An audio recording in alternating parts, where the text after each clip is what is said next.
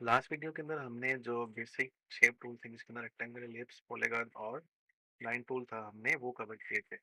इस लेक्चर के अंदर हम स्पेसिफिकली पेन टूल के अंदर काम करेंगे, किस तरह से हम पेन टूल से कस्टम शेप्स क्रिएट कर सकते हैं। और सेकंड हम ये देखेंगे कि जो हमारे जो प्रीवियस टूल्स हैं, अगर हमने उन शेप्स को ड्रॉ करके चीज़ें कस्टमाइज करनी है, उन्हीं शेप को कस्टमाइज करना, तो हम कैसे करेंगे, ये इंशाल्लाह हम इस लेक्चर के अंदर कवर करेंगे। तो सबसे पहले हम क्या करते हैं, यहाँ से टूल बार से पेन टूल सेलेक्ट कर लेते हैं। और पेन टूल सेलेक्ट करने के बाद आपके पास ये पेन का आइकन आ जाएगा। सिंपली आर्टबोर्ड हमारा पहले ड्रॉ है, अगर आपके पास आर्टबोर्ड नहीं है तो सिंपली होम पे जाएं और यहाँ से कोई भी कस्टम साइज टाइप कर लें, इवन इनमें से कोई भी पीस पिक कर लें। और उसके बाद आप चाहें तो उसको रिसाइज कर लें, जैसे हमने स्टार्टिंग वीडियोस के अंदर किया था। तो let's start with pen tool. किसी भी एक पॉइंट पे क्लिक करें तो आपके पास ये देखें एक ब्लू डॉट आ गया, जो कि हमारा पहला एंकर पॉइंट है। और अब आपको लाइन गाइड कर रहा है कि जिधर भी आप माउस लेके जाएंगे, जिस डायरेक्शन में लेके जाएंगे, तो आपकी लाइन एग्जैक्ट उस डायरेक्शन में क्रिएट होगी। तो हम क्या करते हैं, एक छोटी सी कस्टम शेप बनाते हैं, लेट से इस तरह से। अब मैं स्ट्रेट क्लिक करता जा रहा हूँ और क्लिक करने के बाद हम ये एग्जैक्ट इसी पॉइंट पे वापस आ जाएंगे, तो हमारी ये शेप इस तरह से ये कंप्लीट हो गई है। और अगर मैं चाहता हूँ कि अब इसको कस्टमाइज करना है, लेट से ये सेंटर में नहीं है, तो हम इस एंकर पॉइंट पे क्लिक करेंगे। क्लिक करने के बाद हम इसको इस तरह से मूव कर सकते हैं, इसको छोटा बड़ा या जिस शेप में करना चाहें आप, वो आप शेप में क्रिएट कर सकते हैं। मैं इसको भी मूव कर लेता हूँ, देखिए इस तरह से। तो आप इसको किसी भी एंकर पॉइंट पे क्लिक करेंगे तो शेप आप पेन टूल जब तक सिलेक्टेड है, या इवन आप जो हमारा ये सिलेक्ट टूल, आप इससे भी इस शेप को कस्टमाइज कर सकते हैं। तो पहले हमारा हाउस का आइकन लग रहा था, तो अब हम इसको एरो के अंदर कन्वर्ट करते हैं, थोड़ा सा बैलेंस कर लेते हैं। ये देखें इस तरह से। तो इस तरह से आप कस्टम शेप क्रिएट कर सकते हैं। अब दूसरा आता है, मैं सेलेक्ट टूल को वापस सेलेक्ट करता हूँ और खाली जगह पे क्लिक करता हूँ ताकि डिसलेक्ट हो जाए। अब इसको ये क्लिक करके ड्रैग किया, इसको अपने कीबोर्ड से डेल कर दिया। अब अगेन पेन टूल सेलेक्ट करते हैं। ये तो हमने स्ट्रेट लाइंस क्रिएट की थी, अगर हमें कर्व लाइन चाहिए तो उसके लिए हम क्या करेंगे, अगेन किसी भी एक पॉइंट पे क्लिक करें, आपका ये एंकर पॉइंट क्रिएट हो जाएगा। और उसके बाद जो नेक्स्ट लाइन अब हमने क्रिएट करनी है, अब हमने क्लिक करके माउस को रिलीज नहीं करना, हमने क्लिक करके माउस को होल्ड करके रखना है।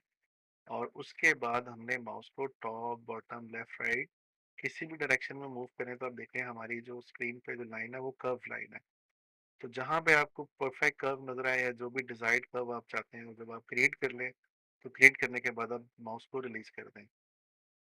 और जैसे कर्व लाइन क्रिएट होगी, तो अब मजे की बात क्या है कि जो हमारी नेक्स्ट लाइन है, जिस डिग्री पे पिछली लाइन कर्व हुई है, pen tool next line automatically same degree पे आपको कन्वर्ट कर देगा। अगर आप चाहें तो इसको छोटा बड़ा भी कर सकते हैं इस तरह से, या अगर आप स्ट्रेट चाह रहे हैं तो ये सिंपली इस तरह से क्लिक कर ले। इसको मॉडिफाई भी कर सकते हैं, इंशाल्लाह बाद में करेंगे। तो अगेन हम यहाँ पे क्लिक करते हैं और क्लिक करने के बाद अगेन इसको हम मूव करेंगे ताकि हमारी ये वाली लाइन भी कर्व हो। अभी हमारी नेक्स्ट लाइन आ गई, और नेक्स्ट लाइन को भी हम क्लिक करने के बाद चाहे तो उसको मूव करके इसका कर्व चेंज कर सकते हैं। और नेक्स्ट हम पॉइंट्स पे क्लिक करेंगे और ये हमने इसको याद रखिएगा, जब जिस डायरेक्शन में माउस मूव करेंगे हमेशा लाइन अपोजिट डायरेक्शन में कर्व होती है। अगर मैं लेफ्ट पे मूव कर रहा हूँ तो देखिए मेरी लाइन राइट साइड पे कर्व है, और अगर मैं माउस को ऑल द वे लेफ्ट ले जाऊंगा तो जो अब हमारा कर्व है वो लेफ्ट साइड पे आ गया।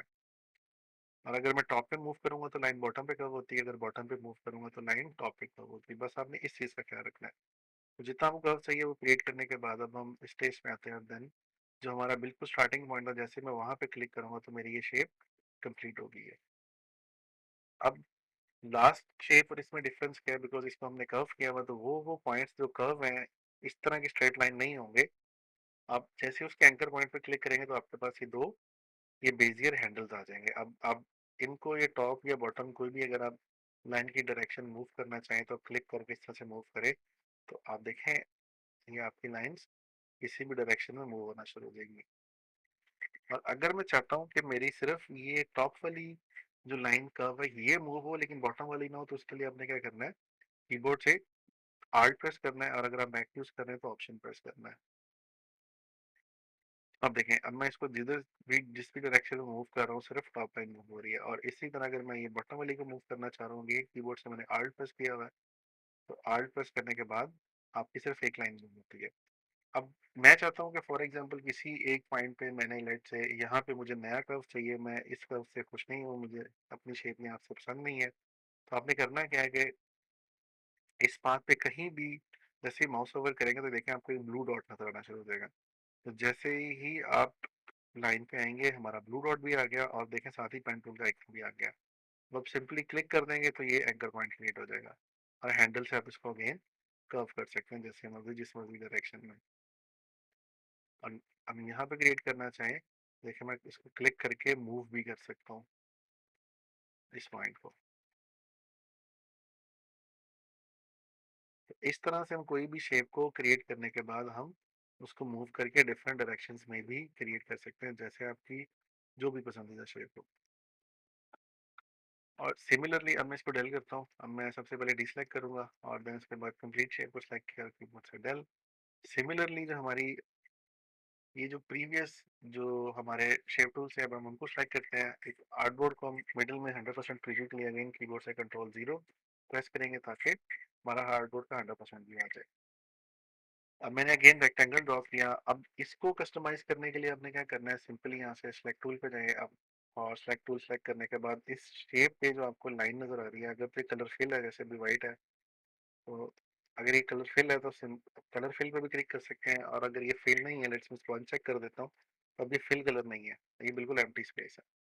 तो उसके लिए आपने क्या करना है कि अगर फिल नहीं है तो आपने इसके आउटलाइन पर डबल क्लिक करना है। तो जैसे ही डबल क्लिक करेंगे हमारी ये शेप आइसोलेट होके वापस ये पाथ टूल के अंदर वापस आ जाएगी।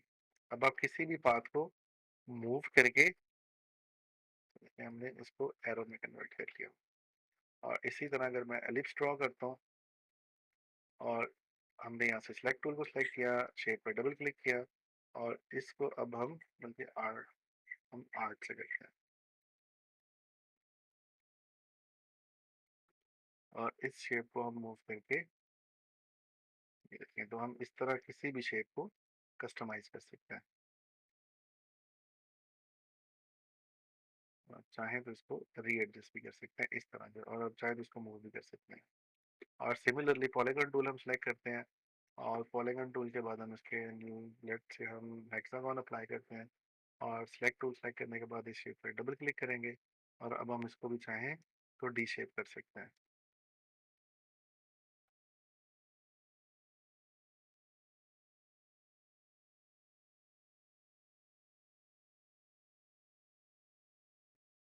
ठीक है, और ये हमने इसको जस्ट सिंपली इसको डी शेप कर लिया। तो इस तरह आप चाहें तो किसी भी शेप को तरह से डी शेप कर सकते हैं जिस मर्जी डायरेक्शन में मूव करके। तो ये था जी हमारा बेसिक पेन टूल और डिफरेंट शेप्स को हम किस तरह से कस्टमाइज कर सकते हैं। आई होप आपको ये बेसिक बेसिक चीज़ें समझ आ गई हैं।